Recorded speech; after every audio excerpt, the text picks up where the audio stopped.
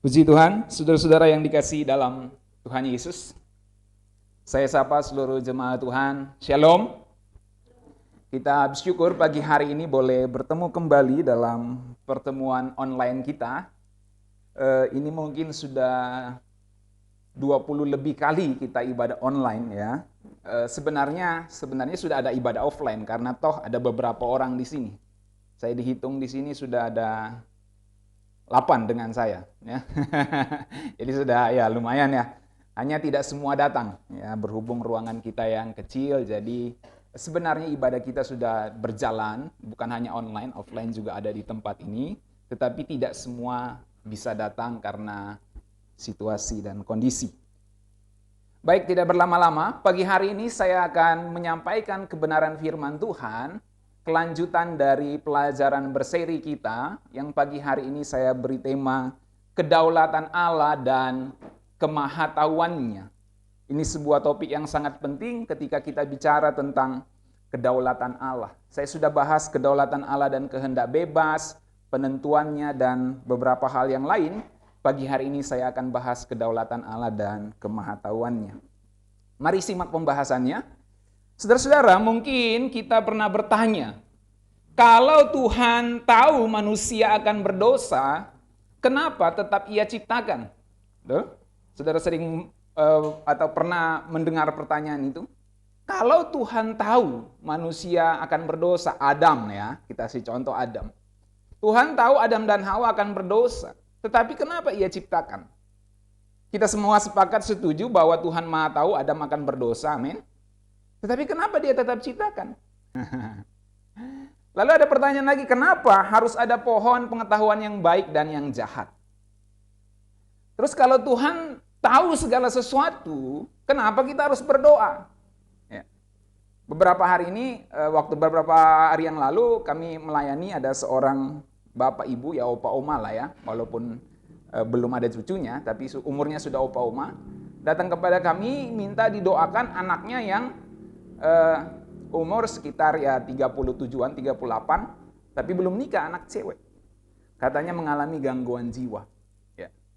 Ya, saya katakan, Bapak punya iman apa? Ibu punya iman apa? Sembuh, mari kita doakan bersama-sama. Ya, sebab tidak ada yang mustahil bagi Tuhan. Anak muda ini masih panjang masa depannya. Kita masih bisa berdoa minta Tuhan sembuhkan dia. Jadi saya bangkitkan iman mereka, lalu kami berdoa bersama-sama dan melihat nanti pekerjaan Tuhan selanjutnya. Saya katakan, kalau bisa nanti saya bisa bertemu langsung dengan anak itu. Ya, karena anak itu masih dirawat di sebuah klinik ya, yang saya tidak perlu sebutkan. Jadi saudara-saudara, kita nggak tahu apa yang terjadi ke depan. Apakah Tuhan sembuhkan atau tidak? Apakah dia biasa sembuh atau tidak? Kita nggak tahu. Tapi Tuhan tahu. Misalnya, pada kasus tertentu saya doakan seseorang, minta Tuhan sembuhkan, tetapi ternyata meninggal. Dan beberapa kali saya doakan orang begitu. Jadi kalau sakit jangan panggil saya berdoa. Bercanda saudara ya. Beberapa kali orang begitu saudara. Ya. Saya doakan, ya tentu rata-rata yang sudah kritis ya. Saya doakan minta Tuhan sembuhkan, ternyata Tuhan sembuhkan dengan cara dipanggil Tuhan. Ya, itu iman kita. Jadi ternyata meninggal. Nah kan saya nggak tahu apa yang terjadi berapa jam ke depan setelah saya doakan. Tuhan tahu apakah dia akan meninggal atau tidak, dia yang kasih kehidupan pada manusia. Tapi kenapa kalau Tuhan tahu kita tetap perintahkan tetap disuruh berdoa. Nah ini permasalahan-permasalahan sederhana yang terkait dengan kedaulatan Allah dan kemahatauan.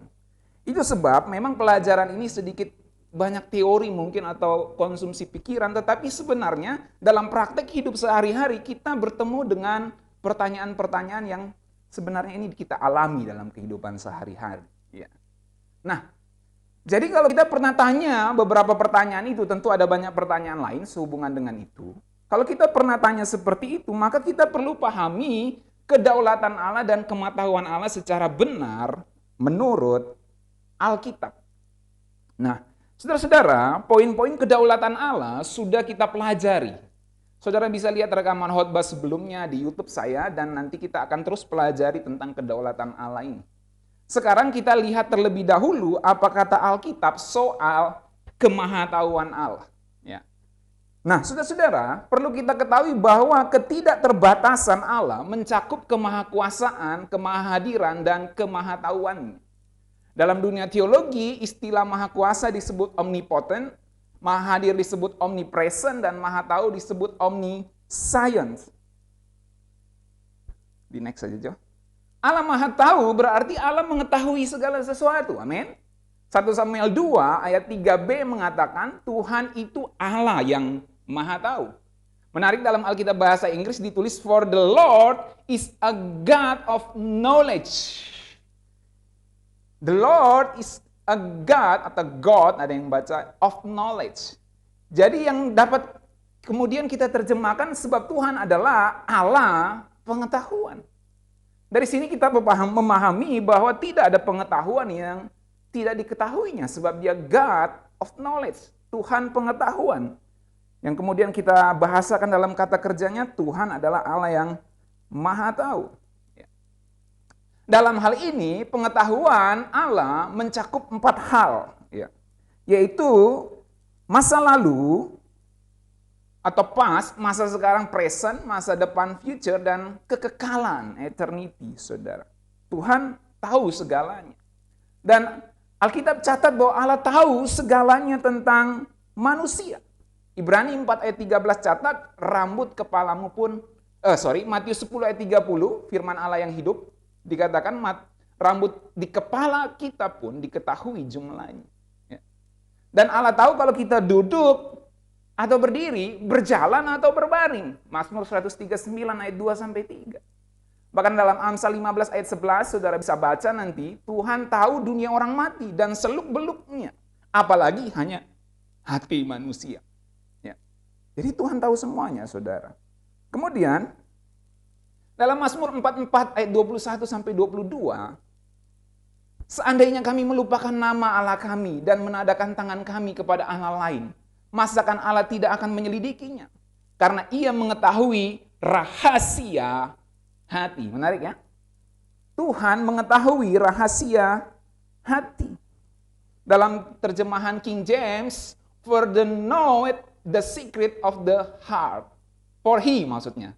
For he know the secret of the heart. Ya. Jadi dia mengetahui rahasia hati kita, saudara.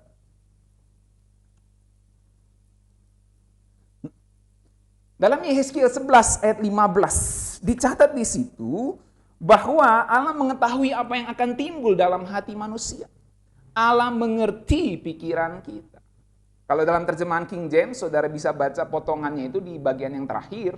For I know the things that come into your mind, every one of them. Ya, jadi Tuhan mengetahui semua yang datang ke pikiran kita atau yang ada di pikiran kita. Dan setiap salah satu-satu dari itu semua Tuhan tahu, saudara.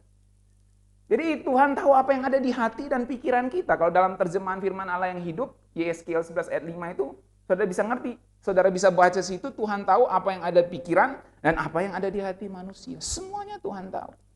Nggak heran kalau Mazmur 139 ayat 1-4 dicatat bahwa sebelum lidah kita mengeluarkan perkataan, sesungguhnya semuanya telah diketahuinya. Saya nggak tahu misalnya 5 menit ke depan saya akan bicara apa, misalnya gitu ya. Pada kasus tertentu saya nggak tahu 5 menit ke depan saya akan bicara apa. Kalau saya sudah siapkan konsepnya tentu saya bisa duga kira-kira saya bicara apa. Tapi dalam kondisi saya tidak punya persiapan, saya tidak tahu 5 menit ke depan saya akan bicara apa. Tetapi Tuhan tahu, walaupun saya nggak tahu. Padahal ini saya yang akan lakukan. Saya nggak tahu 5 menit ke depan saya akan lakukan apa. Tetapi Tuhan tahu. Kenapa bisa Tuhan tahu? Nah itulah hebatnya kemahatauan Tuhan, saudara. Dan Alkitab catat seperti itu. Ya. Jadi intinya pengetahuan Allah tidak terhingga, infinite. Atau tanpa batas, unlimited atau no limit. Dalam Mazmur 147 ayat 5, besarlah Tuhan kita dan berlimpah kekuatan, kebijaksanaannya tak terhingga. Amin. Kebijaksanaan Tuhan tak terhingga. Oh, ini luar biasa, saudara. Dalam terjemahan King James, his understanding is infinite. Dalam terjemahan NIV, his understanding has no limit. Tiada batas, saudara. Jadi unlimited pengertian Tuhan. Bukan cuma kuota pulsa yang unlimited. Bukan cuma kuota internet yang unlimited, saudara. Unlimited itu juga bisa terganggu ya. Kalau tiba-tiba putus jaringan listrik di bumi ini ya jadi nggak unlimited lagi. Tapi pengetahuan Tuhan itu unlimited, saudara, infinite. Dan tidak ada yang bisa mencegah Allah mengetahui segala sesuatu. Itulah salah satu bentuk kedaulatan Tuhan. Pengetahuan Allah yang tidak terbatas ini merupakan salah satu ciri yang membedakan Allah dengan makhluk ciptaannya. Kalau kita baca dalam Yesaya 46, mari tampilkan ayatnya, coba. Yesaya 46 ayat 9 sampai 10, mari kita baca bersama-sama. Ingatlah hal-hal yang dahulu dari sejak purbakala, bahwasanya akulah Allah dan tidak ada yang lain. Akulah Allah dan tidak ada yang seperti aku. Ditegaskan berkali-kali, nggak ada yang sama dengan aku. Nah, dalam hal apa? Dalam hal di ayat 10. Akulah Allah, tidak ada yang seperti aku yang memberitahukan dari mulanya hal yang kemudian. Dan dari zaman purbakala apa yang belum terlaksana. Jadi dia Maha tahu dan itu membedakan dia dengan yang lain. Nggak ada yang seperti itu. Yang berkata keputusanku akan sampai dan segala kehendakku akan kulaksanakan. Nggak heran dalam ayat lain dikatakan nggak ada rencana Tuhan yang gagal.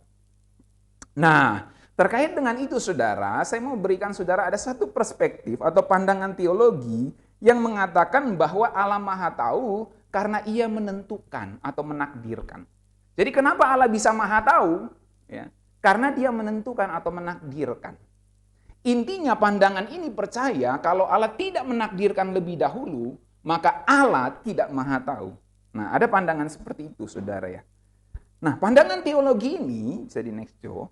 Pandangan teologi ini mengatakan bahwa bila Allah berdaulat atau kalau Allah berdaulat, maka Allah menentukan segala sesuatu.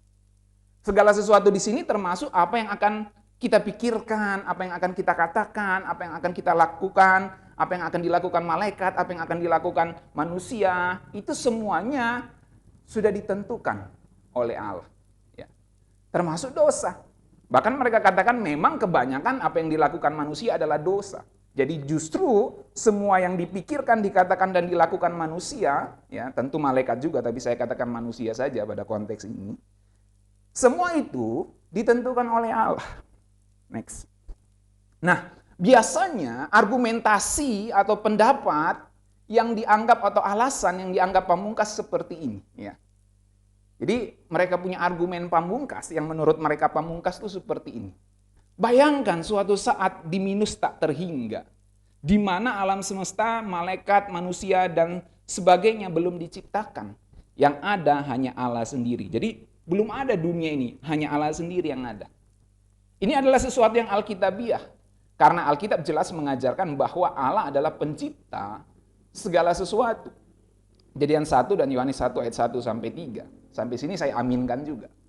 Pada saat itu, karena Allah itu Maha Tahu, dan 1 Samuel 2 ayat 3 katakan karena Tuhan itu Allah yang Maha Tahu, maka ia sudah mengetahui segala sesuatu. Dalam arti kata yang mutlak, yang akan terjadi termasuk dosa. Jadi ketika Allah sendiri belum ada satupun yang diciptakan, Allah sudah tahu nanti akan ada dosa di dunia. Nah, semua yang ia tahu akan terjadi. Semua yang ia tahu akan terjadi itu pasti terjadi persis seperti yang ia ketahui. Lalu, dengan kata lain, semua itu sudah tertentu pada saat itu. Jadi Allah sendiri, dunia real belum ada, manusia real belum ada, tapi Allah tahu nanti ada dosa, nanti ada manusia yang berbuat dosa. Jadi dengan kata lain, semua itu sudah tertentu pada saat itu, karena cuma Allah sendiri. Kalau itu sudah tertentu, pasti ada yang menentukan. Karena tidak mungkin hal-hal itu menentukan dirinya sendiri. Nah, di situ yang saya nggak setuju. Ya. Kalau sudah tertentu, pasti ada yang menentukan. Karena tidak mungkin hal-hal itu menentukan dirinya sendiri. Nah, di situ yang saya nggak setuju, saudara. Yang lain kalimatnya saya setuju, yang di situ saya nggak setuju. Sebab nanti alasan saya berikan di slide-slide berikutnya. Saya sambung baca dulu. Karena pada saat itu hanya ada Allah sendiri, maka jelas bahwa ialah yang menentukan semuanya itu. Dan memang kalimatnya kan dari awal hanya Allah sendiri, yang lain belum ada. Maka semuanya sudah tertentu kalau ada manusia yang Allah tahu sudah manusia akan berdosa, maka itu sudah tertentu. Jadi, next. Logika dasar mereka seperti ini. Allah berdaulat menentukan segala sesuatu, termasuk apa yang akan dipikirkan, dikatakan, dan diperbuat oleh manusia. Dan malaikat tentunya, termasuk dosa.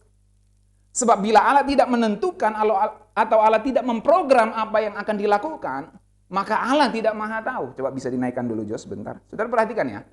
Dengan kata lain, semua itu sudah tertentu pada saat itu. Karena pada saat itu hanya Allah sendiri, maka jelas bahwa ialah yang menentukan semuanya itu. Belum ada makhluk ciptaan, itu menurut mereka. Hanya ada Allah sendiri, tetapi Allah tahu nanti ada manusia yang akan berbuat dosa. Maka kenapa bisa manusia berbuat dosa? Karena memang Allah yang tentukan dia berbuat dosa. Bahkan Allah yang rencanakan, Allah yang tentukan dia berbuat dosa. Nanti mereka akan berlindung di balik bahwa Allah adalah penyebab second cause atau penyebab kedua. Ya, sebenarnya yang penyebab pertamanya adalah manusia itu sendiri, tetapi Allah penyebab kedua karena dia yang menentukan semuanya itu dalam minus tak terhingga. Nah, jadi kembali ke slide berikutnya tadi. Jadi logika dasarnya kalau Allah tidak menentukan atau tidak memprogram untuk berbuat dosa, maka apa yang akan dilakukan, maka Allah tidak akan tahu. Jadi kenapa Allah bisa tahu akan ada dosa di minus tak terhingga saat dunia belum ada, manusia belum ada, hanya Allah sendiri. Kenapa Allah bisa tahu akan ada dosa? Karena memang dia yang tentukan, dia yang rancang manusia itu akan berdosa. Kalau dia tidak tentukan, maka dia tidak mungkin tahu bahwa akan ada dosa di dunia ini. Bahwa akan ada manusia, bahwa akan ada Adam yang melanggar perintahnya. Bisa paham saudara? Nah, saya harap ini bisa dicerna baik-baik nanti. Next. Nah, bisa dinaikkan? Nah, saya mau bilang, dinaikkan dulu Jo. Nah, saya mau bilang bahwa logika dasar mereka itu ya tidak benar dan tidak sesuai dengan Alkitab. Bahwa Allah menentukan baru Allah Maha Tahu. Jadi apa penyebab Allah Maha Tahu? Karena Allah menentukan. Itu sederhananya. Ya. Kenapa Allah tahu Adam akan berbuat dosa? Karena memang Allah tentukan Adam berbuat dosa. Kalau Allah nggak tentukan, Allah nggak akan tahu. Nah, itu maksudnya. Nah, ada beberapa konsekuensi logika teologi mereka yang tidak sesuai Alkitab ini. Menurut saya, menurut mereka tentu sesuai Alkitab. Tapi menurut saya tidak sesuai. Nah, ini bisa jadi pertimbangan untuk kita semua. Pertama, konsekuensi logis bahwa Allah menentukan, baru Allah tahu. Kalau Allah tidak tentukan, Allah tidak tahu. Konsekuensi logisnya yang pertama, sehubungan dengan kemahatauannya. Kalau Allah nggak menentukan lebih dulu apa yang akan terjadi, maka ia nggak bisa mengetahui dan nggak bisa maha tahu, betul? Nah, itu konsekuensi logisnya. Kalau Allah nggak tentukan lebih dulu, maka ia nggak bisa tahu, maka dia nggak maha tahu. Jadi pandangan teologi tersebut justru mengecilkan, ini menurut saya, mengecilkan kemahatauan Allah. Bahkan sama sekali tidak menjelaskan kemahatauan Allah. Pandangan itu hanya menjelaskan apa yang Allah telah ketahui dari apa yang ia programkan. Bukan kemahatauannya atas segala sesuatu. Itu konsekuensi logis sehubungan dengan kemahatauan. Konsekuensi logis sehubungan dengan kekudusan. Allah menentukan seseorang akan berpikir kotor, berkata kotor dan bertindak jahat. Kalau Allah menentukan dosa, Allah menentukan Adam berbuat dosa, kita pakai kasus Adam, manusia pertama, maka Allah memang menentukan Adam untuk memakan buah terlarang itu. Karena kalau Allah menentukan makan buah terlarang, bagaimana mungkin pada perjalanan sejarahnya dia kemudian melarang Adam makan buah terlarang itu. Jadi kalau kita kembangkan, misalnya ada seseorang yang berpikir kotor dan berbuat jahat, maka memang Allah tentukan dia melakukan itu. Sebab kalau Allah tidak menentukan atau tidak memprogram pikiran seseorang untuk berpikir kotor, berbuat zina, mencuri, berbuat jahat, maka pikiran, perkataan, dan perbuatan kotor tersebut tidak diketahui oleh Allah. Betul? Bisa masuk akal saudara? Sederhana ya? Sederhana ya? Jadi kan Allah menentukan dulu, maka Allah bisa maha tahu. Bagaimana Allah bisa tahu seseorang akan berpikir kotor? Karena dia memang tentukan. Bahkan dia programkan orang itu harus berpikir kotor. Ya, akan berpikir kotor atau pasti. Mereka kadang tidak suka dengan kata harus. Pasti berpikir kotor. Karena katanya harus itu mengandung Allah memerintahkan. Tapi kalau pasti mengandung Allah memang menentukan. Ya, mereka beda-bedakan gitu. Jadi memang Allah memastikan Adam akan melanggar perintah. Dan memang Allah menentukan Adam akan melanggar perintahnya.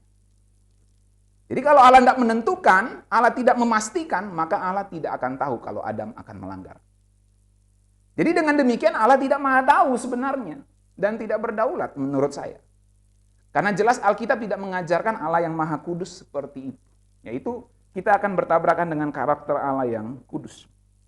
Yang ketiga, konsekuensi logis dari bahwa Allah tahu baru Allah menentukan baru Allah bisa maha tahu, konsekuensinya adalah sehubungan dengan kehendak bebas manusia dan penghakiman. Sebab suka atau tidak suka, mau atau tidak mau, konsekuensi logis dari pandangan teologi ini sebenarnya mempercayai seseorang hanya seperti robot, walaupun mereka nggak pernah akui itu. Tapi memang konsekuensi logisnya mau tidak mau, suka tidak suka, manusia itu hanya seperti robot yang menjalankan, perhatikan ini, yang menjalankan penentuan Allah tersebut. Dan tidak memiliki kehendak bebas. Jadi manusia tidak bisa dipersalahkan kalau kita hubungkan dengan penghakiman.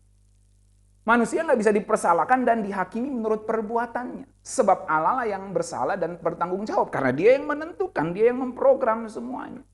Bukan manusia. Maka kita akan sulit menerjemahkan konsep, ya, atau mengkorelasikan atau mengimplikasikan konsep Allah menentukan baru Allah maha tahu kepada penghakiman, mengimplikasikannya kepada penghakiman kalau memang Allah menentukan baru Allah maha tahu. Kita sulit akan menerapkannya, saudara, ya, atau menghubungkannya. Ya, mereka katakan bisa mudah, tetapi sebenarnya logika itu nggak sehat. Ya, kalau dibedah-bedah, nanti saya akan breakdown sedikit. Lalu yang keempat, konsekuensi logis dari teologi Allah menentukan baru Allah maha tahu, itu sehubungan dengan keselamatan. Sebagian yang selamat karena Allah menentukan atau memprogram pikiran mereka, memprogram pikiran, perkataan, dan tindakannya, ya saya singkat situ PPT. Jadi Allah memprogram pikiran seseorang, perkataan seseorang, dan kehendak seseorang untuk percaya kepada Yesus Kristus. Sedangkan yang sebagian lain yang binasa diprogram memang pikirannya, perkataannya, perbuatannya tidak akan percaya kepada Yesus Kristus. Mengerikan kan? Sebab kalau Allah maha tahu, kan misalnya gini, Allah tahu si A akan binasa, si B akan selamat. Bagaimana Allah bisa tahu si A akan binasa dan si B akan selamat? Karena Allah memang menentukan si A akan binasa. Nah, kalau di breakdown, dibedah, didetailkan bagaimana Allah menentukan si A akan binasa, maka Allah memprogram pikiran, perkataan, dan perbuatannya untuk tidak percaya kepada Yesus Kristus. Itu konsekuensi logis. Seringkali mereka nggak terima konsekuensi logis itu. Tetapi seperti itulah. Seharusnya secara logika yang sehat konsekuensinya. Nah, bila Allah tidak menentukan atau memprogram pikiran, perkataan, perbuatan mereka untuk percaya atau tidak percaya kepada Kristus, maka Allah tidak akan tahu mereka akan percaya atau tidak percaya. Allah tahu bahwa ini akan binasa dan ini akan selamat. Bagaimana Allah bisa tahu ini akan binasa? Karena memang Allah tentukan dia untuk binasa. Sebab premis dasarnya Allah bisa tahu karena Allah menentukan. Jadi itu akan bermasalah dengan keselamatan. Oke, saya tidak berlama-lama di situ. Lalu seperti apa kemahatauan yang benar yang Alkitab ajarkan? Nah, saya kasih tahu yang benar. Ini baru yang saya mau saudara percayai atau paling tidak pertimbangkan kalau saudara sulit untuk mempercayainya. Pertimbangkan paling tidak. Nah, yang pertama, kemahatauan Allah merupakan karakternya yang menyelidiki segala sesuatu. Dengan demikian Allah maha tahu bukan karena ia sudah menentukan atau memprogram segala sesuatu. Tetapi karena ia menyelidiki segala sesuatu. Itu ajaran Alkitab. Ada banyak ayat Alkitab mengatakan ia menyelidiki segala sesuatu. Nanti saya tunjukkan. Yang kedua, kemahatauan yang benar menurut Alkitab adalah Allah maha tahu karena Allah ada di segala tempat dan waktu. Perlu kita ingat atau perlu kita ketahui kalau saudara belum tahu, bahwa dalam kemahatauan Allah segala sesuatu itu present, masa kini di hadapannya. Tempat yang belum pernah ada secara fisik dan waktu yang belum ada secara kronologi, sudah ada dan diketahui oleh Allah dalam kemahatauannya. Bahkan kemungkinan-kemungkinan yang lain Tuhan juga sudah ketahui. Peristiwa yang belum terjadi, pikiran yang belum terpikir, perkataan yang belum terucap, dan perbuatan yang belum dilakukan, sudah diketahui Allah dalam kemahatauannya sejak dahulu kala. So, next. Nah, kenapa Allah bisa tahu? Kalau teologi yang tadi saya katakan itu mengatakan karena Allah menentukan. Kalau saya jawab tidak seperti itu. Kenapa Allah bisa tahu? Yang jelas bukan karena Ia menentukan. Itu bukan ajaran Alkitab. Allah bisa maha tahu bukan karena Dia menentukan si Adam akan melakukannya dengan kehendak bebasnya. Bukan itu. Yang jelas bukan seperti itu. Tetapi yang Alkitab ajarkan, Allah bisa maha tahu karena Ia Allah yang ada di segala tempat dan waktu. Ini bahasa Alkitab. Dan memang Ia menyelidiki segala sesuatu. Termasuk kehendak bebas manusia di segala tempat dan waktu. Itu sebabnya bisa tolong dinaikkan Jo yang karakter tadi. Kemahatauan Allah merupakan karakter. Terus beberapa slide. Yang pertama, naik ke atas. Nah ini, itu sebabnya saudara perlu ngerti. Kemahatauan Allah merupakan karakternya yang menyelidiki segala sesuatu. Itu penting sekali. Harusnya saya bold dan warnain lain di situ. Itu premis yang benar ya, menurut Alkitab. Kemahatauan Allah merupakan karakternya yang menyelidiki segala sesuatu. Dan itu ada banyak ayatnya di Alkitab. Ya, oke, kembali Jo, lihat tadi. Jadi kenapa Allah bisa maha tahu? Karena memang Ia ada di segala tempat dan waktu dan menyelidiki segala sesuatu. Oke. Tidak ada yang dapat mencegah dan melarang kebebasan Allah mengetahui dan menyelidiki segala sesuatu dan berada di segala tempat dan waktu. Nggak ada yang bisa larang dan mencegah Allah. Dalam perspektif itulah saya melihat kedaulatannya. Jadi kalau kita melihat kedaulatan Allah dan kemahatauan, bagaimana kita hubungkan, maka kita bisa melihat salah satu perspektifnya adalah, nggak ada yang bisa cegah Tuhan, nggak ada yang bisa cegah Allah yang maha tinggi ini untuk mengetahui dan menyelidiki segala sesuatu. Dan berada di segala tempat dan waktu. Nggak ada siapa yang bisa larang penyelidikan Allah menyelidiki segala sesuatu walaupun belum ada real dunia secara real. Allah sudah selidiki hati manusia dalam kemahatauannya. Nggak ada yang bisa larang. Pada perspektif itulah saya melihat kedaulatan Allah. Tentu itu salah satu sudut pandang saja. Next. Jadi jawaban untuk argumentasi minus tak terhingga tadi di atas ya. Karena itu katanya argumentasi pamungkas. Bayangkan di minus tak terhingga. Hanya Allah sendiri. Belum ada makhluk ciptaan yang lain. Allah tahu manusia berdosa, berarti semuanya itu pasti terjadi dan itu semua sudah tertentu. Karena nggak ada yang lain, maka karena hanya Allah sendiri, maka Allah yang menentukan. Jadi Allah menentukan Adam berbuat dosa. Nah itu kan argumentasinya tadi. Apakah benar? Jadi banyak orang katanya itu argumen pamungkas nggak bisa dijawab oleh siapapun. Menurut saya sebenarnya gampang dijawab. Sebab kalau kita berbicara dalam tataran kemahatauan Allah, berarti variabel yang diketahui, saya mau saudara konsentrasi beberapa menit saja ini untuk bisa benar-benar memikirkan hal ini. Jadi berbicara dalam tataran kemahatauan Allah, berarti variabel yang diketahui itu sudah eksis dalam tataran kemahatauan. Di dunia real memang belum ada, tetapi sudah ada dalam tataran kemahatauan Allah. Memang di real, di minus tak terhingga hanya Allah sendiri, betul. Saya setuju. Di minus tak terhingga, belum ada dunia ini, belum ada galaksi, belum ada manusia, belum ada malaikat bahkan kalau mau dikatakan gitu. Ya. Itu di minus tak terhingga itu hanya Allah sendiri. Dan belum ada makhluk ciptaan secara real. Tapi dalam tataran kemahatauan, karena Allah menyelidiki segala sesuatu, itu sudah ada, sudah eksis variabelnya. Karena kalau variabelnya nggak ada, maka nggak ada yang namanya kemahatauan itu. Coba next. Jadi perlu kita pahami bahwa kemahatauan Allah juga berarti segala sesuatu di hadapan Allah itu masa kini. Kan kita bicara kemahatauan nih. Kemahatauan Allah itu berarti segala sesuatu itu present di hadapan Allah. Jadi walaupun hanya Allah sendiri secara real belum ada dunia ini, tapi dalam tataran kemahatauan karena semuanya present, maka semuanya sudah eksis dalam tataran kemahatauan. Bisa paham yang saya maksudkan saudara? Secara real ciptaan belum ada. Tetapi dalam tataran kemahatauan, semuanya sudah ada. Semuanya sudah eksis. Sudah berada. Jadi kalimat kalau sudah tertentu, ini premisnya mereka ya. Salah satu kalimatnya. Jadi kalimat sudah tertentu, kalau sudah tertentu pasti ada yang menentukan. Karena tidak mungkin hal-hal itu menentukan dirinya sendiri. Nah itu yang saya katakan adalah kalimat yang tidak logis. Jadi semua sudah tertentu, pasti ada yang menentukan. Karena tidak mungkin hal-hal itu menentukan dirinya sendiri. Perhatikan, mereka katakan hal-hal itu berarti memang sudah eksis dalam tataran kemahatauan. Jadi itu adalah kalimat yang tidak logis. Sebab kalau sudah tertentu, maka variabel yang sudah tertentu itu sudah eksis dalam tataran kemahatauan Allah. Jadi poinnya apa? Poinnya ini. Mungkin bagi orang yang sulit berpikir agak sulit. Tapi kalau saudara ikuti apa yang saya sampaikan ini luar biasa sebenarnya. Nah, dalam hal ini Allah memang tahu bahwa makhluk ciptaannya, dalam hal ini malaikat dan manusia akan berdosa.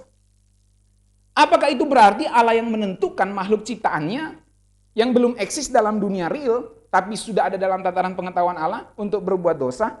Apakah Allah yang menentukan? Kan tadi coba dinaikkan lagi tuh. Ya, saya buat sederhana ya. Ini Allah secara real. Ini dalam tataran kemahatauan. Saudara bayangkan ada bola pikiran saya di sini, kemahatauan, kayak ada bayang-bayang gitu. Kayak kalau saudara baca komik ada gambar gini ya. Jadi dalam pikiran saya itu ada bayangan, ada malaikat yang akan berbuat dosa, ada Adam yang akan berbuat dosa. Tetapi dia belum real, belum eksis di dunia real karena belum saya ciptakan dunianya. Manusianya, malaikatnya belum saya ciptakan. Tapi di pikiran Allah itu sudah ada. Jadi dia sudah eksis dalam tataran kemahatauan, itu yang saya mau sampaikan. Nah, kalau sudah eksis dalam tataran kemahatauan, maka dia bisa menentukan apa yang akan dibuatnya, dilakukannya dalam tataran kemahatauan itu. Itu yang saya mau sampaikan. Jadi kalimat karena tidak mungkin hal-hal itu menentukan dirinya sendiri, itu yang saya bilang tidak logis. Jadi Allah yang akan menentukan, Allah yang harus menentukan sebab belum ada secara real. Memang belum ada manusia dan malaikat secara real, tapi hanya Allah sendiri secara real, saya setuju. Tetapi apakah Allah menentukan itu? Tidak. Sebab dalam tataran kemahatauan memang manusia dan malaikat sudah eksis dalam tataran kemahatauan itu. Sehingga apa yang akan dilakukan manusia, apa yang akan dilakukan malaikat, itu mereka sendiri yang dalam tataran kemahatauan itu menentukan apa yang akan mereka lakukan, bukan Allah. Oke, next. Makanya tadi kalimatnya gini. Apakah itu berarti Allah yang menentukan manusia dan malaikat untuk berbuat dosa? Nah, jawaban saya adalah tidak. Sebab dalam tataran pengetahuan itu juga Allah sudah memberikan kehendak bebas kepada manusia untuk memilih. Mulai gampang? Mulai dapat saudara ya? Jadi kan Allah Maha tahu nih. Saya ciptakan Adam, dengan kehendak bebas. Dan dengan kehendak bebas itu Allah tahu nanti akan terjadi gini. Semua kemungkinannya akan terjadi gini. Seandainya Adam tidak berbuat dosa, kemungkinannya akan gini. Seandainya Hawa tidak akan berbuat dosa, akan gini. Semuanya sudah ada. Gitu. Jadi semua kemungkinan itu Allah tahu. Ya. Jadi Allah sudah memberikan kehendak bebas kepada manusia untuk memilih. Nah, dalam hal ini manusia dan malaikat, kita pakai manusia saja, dalam tataran kemahatauan Allah telah menentukan dirinya sendiri untuk taat kepada Allah atau tidak. Dengan demikian Allah tidak bisa dipersalahkan.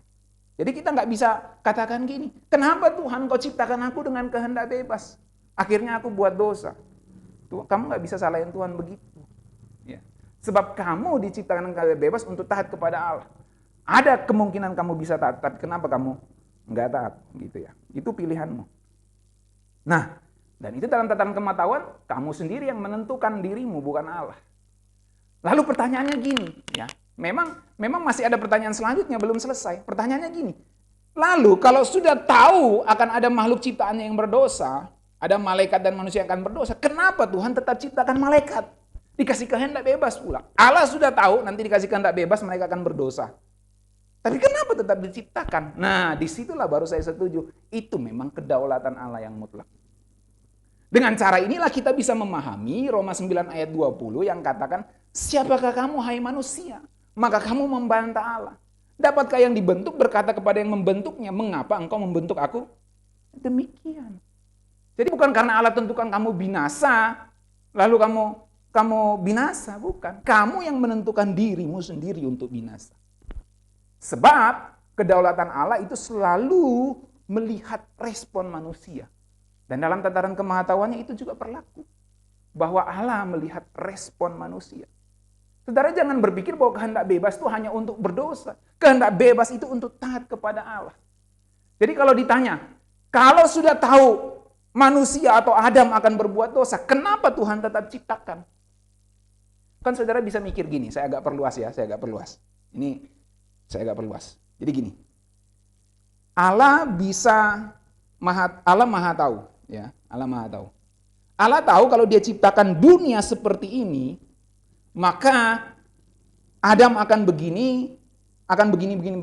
Tapi kalau dia ciptakan dunia dalam bentuk dunia taman, dia bentuk dalam dunia sudah seperti saat ini, sudah ada pesawat, sudah ada internet. Jadi dia ciptakan Adam dengan koneksi wifi misalnya di dunia modern, tapi dia hanya dia sendiri, tapi sudah ada semua fasilitasnya. Dia akan begini. Atau dia ciptakan Adam nggak di bumi, dia ciptakan Adam di Mars, di Venus sana. Ya. Dia ciptakan seperti itu, bla bla bla bla. Kemungkinannya begini. Jadi Allah sudah tahu semuanya. Tetapi kemudian Allah pilih yang ini dan dia berikan kehendak bebas. Tetapi kenyataannya manusia berbuat dosa. Kenapa Allah tetap ciptakan kalau Allah sudah tahu? Itu kedaulatannya. Tetapi kenapa diciptakannya? Sebab saudara harus ingat bahwa kehendak bebas itu bukan hanya untuk berdosa, tetapi kehendak bebas diberikan untuk supaya manusia taat kepadanya. Jadi Allah nggak bisa dipersalahkan. Toh saya berikan kehendak bebas. Dan kehendak bebas tuh, dengan kehendak bebas kamu bisa memilih. Tapi kenapa tetap Allah ciptakan? Karena memang Allah mau bersekutu. Saya mau saudara kunci kata itu. Allah mau bersekutu dengan manusia secara real tanpa paksaan. Makanya dia berikan kehendak bebas. Kalau Tuhan ciptakan robot ya, yang sudah diprogram untuk mengasihi Allah, maka Allah nggak bisa bersekutu secara real dengan manusia. Tetapi Allah berikan kehendak bebas, inilah yang terbaik. Memang ada konsekuensi, dia bisa melawan aku. Tapi ini yang terbaik menurut Allah. Sungguh amat baik. Dunia seperti ini yang terbaik menurut Allah, dan manusia dengan kehendak bebas seperti ini yang terbaik menurut Allah. Saudara nggak bisa bantai itu. Karena dia yang ciptakan. Jadi yang terbaik seperti ini, maka saya mau, kenapa yang terbaik seperti ini? Karena dengan kehendak bebas itu, saya mau manusia memilih saya tanpa paksaan. Tapi kalau dia tidak pilih saya, dan dia berdosa dan akan mati, saya siapkan penebus. Itu Bapak katakan begitu kira-kira. Atau aku akan menebusnya kalau Allah anak yang mengatakan seperti itu. Jadi memang seperti itu yang Alkitab ajarkan, saudara. Jadi bukan Allah yang tentukan kamu berdosa, kamu selamat. Terus nanti dalam perjalanan sejarah, saya datang untuk sebagian yang selamat, yang di situ, yang binasa. Dadah, gua nggak tebus lu. Loh kenapa kamu nggak tebus saya? Nah, kedaulatan saya yang ciptakan kamu, kena ngapain kamu minta selamat? Aku yang tentukan kamu binasa. Loh Allah nggak seperti itu, saudara ya. Nggak seperti itu. Oke, next. Nah, saya perjelas lagi ya, Selanjutnya, Alkitab mengajarkan terkait kemahatauannya sebagai God of knowledge. Allah digambarkan sebagai pribadi yang menyelidiki segala sesuatu. Saudara, ini sulit dibantah ya. Kalau saudara baca Mazmur 44 ayat 21, Mazmur 39, Roma 8 ayat 27. Jelas terkait kemahatauannya sebagai God of knowledge, Allah digambarkan sebagai pribadi yang menyelidiki segala sesuatu. Lalu Alkitab juga catat bahwa kemahatauan Allah itu sangat penting terkait dengan peranannya sebagai hakim segenap bumi. Dalam Ibrani 4 ayat 13, ia mengetahui semua bukti dan fakta setiap kasus. Tidak ada yang tersembunyi di hadapannya. Coba kita baca. Ibrani 4 ayat 13, saya bacakan dalam terjemahan firman Allah yang hidup. Ia mengetahui seluk-beluk setiap orang, dimanapun juga. Segala sesuatu mengenai kita terbuka dan nyata di hadapan Allah yang hidup, yang dapat melihat segala sesuatu. Tidak ada sesuatu yang tersembunyi bagi dia, dan kepadanya kita harus mempertanggungjawabkan segala perbuatan kita kepada Allah. Apa poinnya Pak dari ayat itu? Sudah perhatikan yang kotak di bawah. Perhatikan bahwa kemahatauan Allah itu dikaitkan dengan manusia harus bertanggung jawab. Itu firman Tuhan. Jadi ketika Alkitab bicara soal kemahatauan, saudara bisa cek di perjanjian lama atau di perjanjian baru, pasti berhubungan dengan Allah menuntut pertanggungjawaban dari manusia. Nah, oke, ayat lainnya. Ini kan kemahatauan menurut Alkitab, bukan menurut pandangan teologi itu. Menurut Alkitab ini kemahatauan Allah. 1 Samuel 2 ayat 3, bahasa Indonesia masa kini. Hentikanlah bualmu yang kosong, akhirilah omonganmu yang sombong. Sebab Tuhan itu Allah yang maha paham, yang menghakimi segala perbuatan orang. Sudah perhatikan, kalau teologi Allah maha tahu karena Allah menentukan, Dan itu berarti konsekuensinya Allah menentukan apa yang akan dikatakan, dipikirkan manusia. Ngapain Tuhan suruh hentikan bualmu yang kosong? Toh Allah yang program. Akhirnya omonganmu yang sombong. Toh Allah yang program. Tuhan tahu nggak sih akan omong sombong, akan membual. Tuhan tahu kenapa? Karena Tuhan sudah tentukan. Dalam arti kata yang lain, Tuhan sudah memprogram. Jadi itu nggak benar. Hentikanlah bualmu yang kosong. Kenapa? Sudah dikasihkan tidak bebas. Jadi suruh hentikan. Kalau nggak berhenti, ya kamu pikir Tuhan nggak tahu. Ingat loh, Tuhan itu Allah yang maha paham. Karena dia maha paham, maka ia akan menghakimi segala perbuatan orang. Nah, enak kan? Saudara bisa ngerti? Jadi perhatikan bahwa kemahatauan Allah dikaitkan dengan ia akan menghakimi segala perbuatan manusia. Itu perjanjian lama, perjanjian baru juga begitu. Saudara bisa cek banyak ayat soal kemahatauan Allah. Pasti berhubungan dengan Allah minta pertanggungjawaban atau Allah tahu dan Allah akan menghakimi manusia maksudnya. Nah, dalam 1 Samuel 23 ayat 1 sampai 13, ya. Ada contoh bahwa Allah Maha tahu, bisa di next Jo, tidak berarti Allah menentukan. Ya. Oh, sorry. Oh, di slide sini saya salah. Itu sudah next-nya tadi bisa ya. Oke, saya tidak jalankan dari sini. Oke. Ayo, yang next tadi, Jo. Jadi, itu. Yang ada kotak hijau. Ya, itu oke. Apa yang Jo jalankan, saya nggak jalankan di sini, jadi agak bingung saya tadi. Nah, jadi saudara-saudara, satu kali kelak, semua manusia akan mempertanggungjawabkan setiap perbuatan hidupnya di hadapan Allah. Karena kemahatauan Allah itu, saya ringkas, berhubungan dengan dua hal. Allah menuntut pertanggungjawaban dari manusia, dan yang kedua Allah akan menghakimi perbuatan manusia. Itu kemahatauan Allah dalam Alkitab. Jadi satu kali kelak semua manusia akan mempertanggungjawabkan setiap perbuatan hidupnya di hadapan Allah. Nah, hal ini membuka pengertian kita, Allah Maha Tahu tidak berarti Allah menentukan. Oke, masuk di akal saudara? Bisa terima ini? Allah Maha Tahu tidak berarti Allah menentukan. Bagaimana mungkin sang hakim yang Maha Tahu memvonis bersalah orang yang sudah ditentukannya berbuat jahat? Saya ini kan akan jadi hakim. Saya akan vonis orang-orang yang sebenarnya saya sudah tentukan untuk berbuat dosa. Saya akan hakimi Adam. Adam, kenapa kamu makan buat pohon terlarang? Padahal dalam hati saya sudah program dia, saya sudah tentukan dia nggak tahu. Dalam dekret kekal saya sudah tentukan dia. Itu Allah yang seperti itu tidak diajarkan dalam Alkitab. Itu Allah yang tidak sehat logikanya.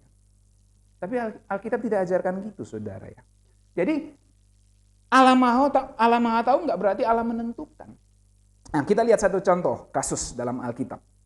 Dalam 1 Samuel 23 ayat 1 sampai 13 ada contoh bahwa Allah Maha Tahu tidak berarti Allah menentukan. Cerita singkatnya gini. Ketika tahu Daud ada di kota Kehila, maka Saul hendak datang menyerang kota itu. Jadi Saul tahu, oh Daud itu yang saya sedang kejar-kejar ada di kota Kehila. Saya akan serang kota itu. Nah, mendengar itu Daud yang ada di kota Kehila mengajukan dua pertanyaan kepada Tuhan. Jadi Daud berdoa dan bertanya kepada Tuhan. Pertama, dia tanya ya, akankah datang Saul menyerang kota itu? Lalu Tuhan jawab, Tuhan yang Maha Tahu itu menjawab, Saul akan datang. Jadi Daud tanya nih, Tuhan nanti Saul datang nggak ya serang kota ini? Tuhan bilang, oh ya dia akan datang.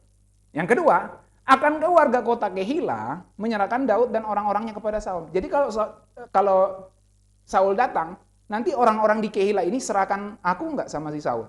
Daud tanya gitu. Lalu Tuhan yang Maha Tahu itu menjawab, akan mereka serahkan.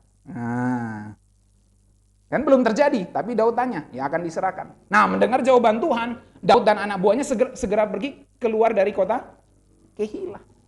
Singkat ceritanya, ketika Saul dengar kabar tersebut, oh ternyata Daud sudah nggak ada di Kehila, dia sudah melarikan diri. Saul nggak jadi datang ke kota Kehila. Nah, kisah ini jelas menunjukkan apa yang Allah ketahui bukanlah penentuannya. Atau dengan kata lain, apa yang Allah ketahui belum tentu terjadi. Nah, Allah tahu Saul akan menyerang Kehila dan menangkap Daud bila Daud tetap di Kehila. Perhatikan Daud punya kehendak bebas, dia tetap di Kehila akan ditangkap. Itu Allah sudah tahu. Tapi kalau Daud pergi, maka Saul nggak jadi datang. Nah, tapi peristiwa yang Tuhan beritahukan kepada Daud itu nggak terjadi. Sebab Daud pergi dari kota Kehila. Jadi inti sederhananya apa dari cerita itu? Intinya kalau Allah Maha Tahu nggak berarti Allah menentukan. Dari sini kita ngerti dalam bahasa yang lain, Segala sesuatu yang Allah ketahui belum tentu terjadi. Tetapi apapun yang terjadi pasti Allah telah ketahui. Nah, kalau teologi yang saya sebutkan di awal tadi, kalau Allah tahu pasti terjadi. Allah tahu kamu akan berpikir A, itu pasti terjadi. Allah tahu kamu akan berpikir B, itu pasti terjadi. Ya. Jadi apapun yang terjadi pasti Allah telah ketahui. Apa yang akan kamu pikirkan, apa yang akan terjadi, itu pasti Allah ketahui. Jadi segala sesuatu yang Allah ketahui belum tentu terjadi, itu yang benar. Ya. Segala sesuatu yang Allah ketahui, Allah bisa tahu kamu pilih A, kamu pilih B. Kalau kamu pilih A, ini yang akan terjadi. Kalau kamu pilih B, ini yang akan terjadi. Allah tahu setiap kemungkinan kalau kamu pilih B. Allah tahu setiap kemungkinan kalau kamu pilih A. Allah tahu setiap kemungkinan kalau kamu pilih C. Tapi ternyata kamu pilih A dan Allah tahu itu. Nah, kalau saudara ngerti ini, nanti saudara bisa ngerti soal nubuat. Apakah nubuat itu penentuan? Jadi dalam kemahatauan Allah sudah tahu si A akan pilih ini. Nah, dan informasi Allah tahu si A akan pilih ini, lalu diinformasikan kepada nabinya, ini yang akan terjadi karena dia sudah pilih itu. Allah sudah tahu dalam kemahatannya, itulah yang menjadi nubuat, saudara. Jadi nubuat bukan Allah tentukan si A akan begini. Bukan. Bukan seperti itu. Allah tahu bahwa si A akan pilih begini, bukan Allah tentukan dia akan begini. Tapi Allah sudah tahu dia akan pilih begini, dan segala kemungkinannya akan begini. Tapi kalau dia pilih yang lain, kalau si Daud tidak keluar dari kota Kehila, Allah tahu Saul akan tangkap dia dan akan dibunuh di sini misalnya. Walaupun nggak dicatat di Alkitab seperti itu. Tapi misalnya seperti itu. Tapi kalau Daud keluar dari kota Kehila, ya, maka kemungkinannya akan terjadi gini. Dia akan bertemu Saul lagi begini. Dia akan gini lagi. Misalnya kayak gitu. Nah, apa yang Allah ketahui? Misalnya kita bawa apa yang terjadi pada Daud dan Saul itu, kita bawa dalam nubuat.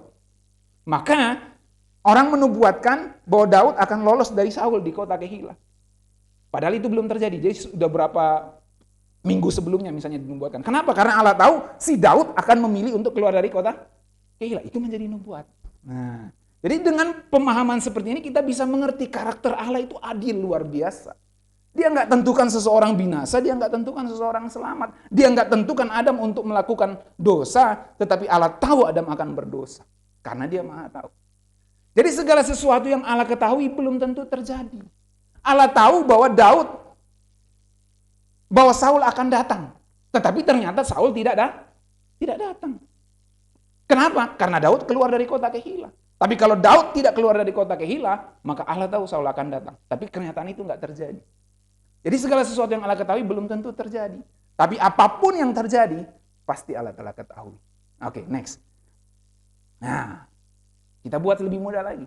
Kalau Allah tahu Adam akan berbuat dosa, bukan berarti Allah menakdirkan atau menentukan Adam untuk berbuat dosa.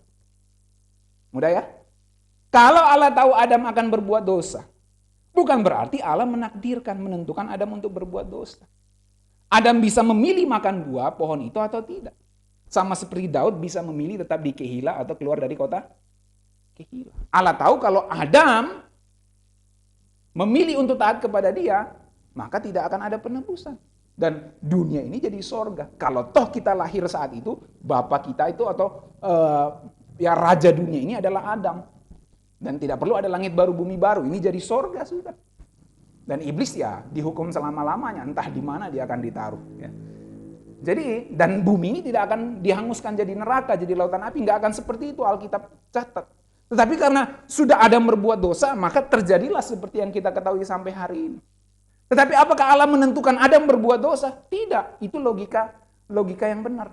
Kalau logika yang salah, kenapa Adam bisa berbuat dosa? Karena Allah tentukan.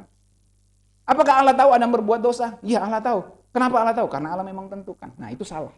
Yang benar seperti ini. Kalau Allah tahu Adam akan berbuat dosa, bukan berarti Allah menakdirkan atau menentukannya berbuat dosa. Berdasarkan contoh yang kita sudah ketahui tadi, yang sudah saya bahas tadi. Bahwa Daud bisa saja memilih tinggal di kota Kehila. Tapi ternyata dia tidak melakukannya. Dia pergi dan akhirnya apa yang Allah ketahui, yang sudah diberitahukan kepada Daud itu nggak terjadi. Ya, oke, next. Jadi Allah yang berdaulat telah memberi kita kebebasan untuk memilih. Amin. Apapun yang kita perbuat tidak dapat kita sembunyikan dari yang Maha Tahu. Di hadapannya setiap detail hidup kita akan kita pertanggungjawabkan. Makanya ayat Alkitab penuh dengan kata kamu harus percaya kepadanya. Dan saya mau akhiri dengan ayat ini terakhir saudara. Gak heran dalam Filipi 1 ayat 9-10 Rasul Paulus menaikkan doanya. Semoga kita melimpah dalam pengetahuan yang benar dan dalam segala macam pengertian. Sehingga kita dapat memilih apa yang baik. Yang membuat kita suci dan tak bercacat. Apakah Allah tahu kamu akan suci? Bukan karena dia tentukan kamu untuk suci. Tapi karena kamu memilih apa yang kamu anggap baik dari yang Allah sediakan. Jadi sehingga kita dapat memilih apa yang baik yang membuat kita suci dan tak bercacat. Menjelang kedatangannya yang kedua kali. Jadi kesimpulannya saudara, Allah Maha tahu bukan berarti Allah menentukan. Ya. Kalau Allah Maha tahu Adam akan berbuat dosa, bukan berarti Allah menentukan Adam untuk berbuat dosa. Yang benar Allah telah memberikan kehendak bebas kepada kita. Dan kita bisa memilih apapun yang akan kita pilih, segala kemungkinannya Allah sudah ketahui. Dan firman Tuhan datang, Injil ini datang kepada kita dan mengajarkan, pilihlah yang baik. Dan itu menjadi doa Rasul Paulus. Jadi kalau saudara tanya, kenapa kita harus berdoa untuk keluarga kita? Kenapa kita harus berdoa untuk orang sembuh? Karena kita mau memilih dia sembuh. Tetapi jawabannya itu mutlak dari Tuhan. Tetapi Tuhan mau melibatkan kita untuk kita berdoa. Dan bisa saja Tuhan mendatangkan kesembuhan lewat doa kita. Maka doa tetap penting. Saudara tetap harus berdoa. Oh Allah tahu kok nanti saya akan jadi gini. Saya nggak perlu berdoa. Loh salah. Itu logika yang salah. Ya. Allah tahu kok nanti saya akan gini. Saya nggak perlu bekerja. Loh salah. Alkitab ajarkan kamu harus bekerja, kamu harus berdoa, dan kamu harus memilih dengan kehendak bebasmu. Maka Allah akan bekerja dalam semua itu mendatangkan kebaikan bagi engkau kalau engkau mengasihi dia. Jadi Rasul Paulus berkata dalam doanya, semoga engkau melimpah dalam pengetahuan yang benar dan dalam segala macam pengertian. Sehingga kamu dapat memilih apa yang baik. Dan ketika kamu pilih apa yang baik, itu membuat kamu suci dan tak bercacat sampai kedatangan Tuhan Yesus yang kedua kali. Saya harap firman Tuhan ini bisa memberkati kita sekalian. Mari memilih apa yang baik. Kita berdoa. Bapa kami yang di sorga, kami percaya Engkau berdaulat atas hidup kami. Tapi kami percaya Engkau juga telah memberikan kehendak bebas kepada kami untuk kami bisa memilih dari banyak pilihan. Untuk kami bisa memilih menyenangkan hati Bapa di sorga atau menyenangkan daging kami. Dari sekian banyak pilihan yang kami bisa perbuat dengan kehendak bebas kami. Firman-Mu mengajar kami untuk memilih apa yang baik. Supaya kami bisa tetap hidup kudus di hadapan Tuhan. Menjelang kedatangan Tuhan Yesus yang kedua kali. Bapa di surga, kami bersyukur buat firman-Mu yang membukakan kepada kami bahwa Engkau Allah yang Maha Tahu, Engkau Allah yang berdaulat. Dan Engkau mau kami untuk bisa bersekutu dengan Engkau. Dan sungguh-sungguh mengasihi Engkau tanpa paksaan. Kami sungguh-sungguh mengasihi Engkau dengan kerelaan hati kami. Bapa kami di surga, terima kasih untuk kebenaran firman Tuhan ini. Berkatilah semua orang yang mendengarkan firman Tuhan ini di mana saja mereka berada. Kiranya kami semua bisa tertolong untuk memahami karakter Tuhan yang berdaulat, adil, dan maha tahu. Kami bersyukur dalam nama Tuhan Yesus. Haleluya. Amin.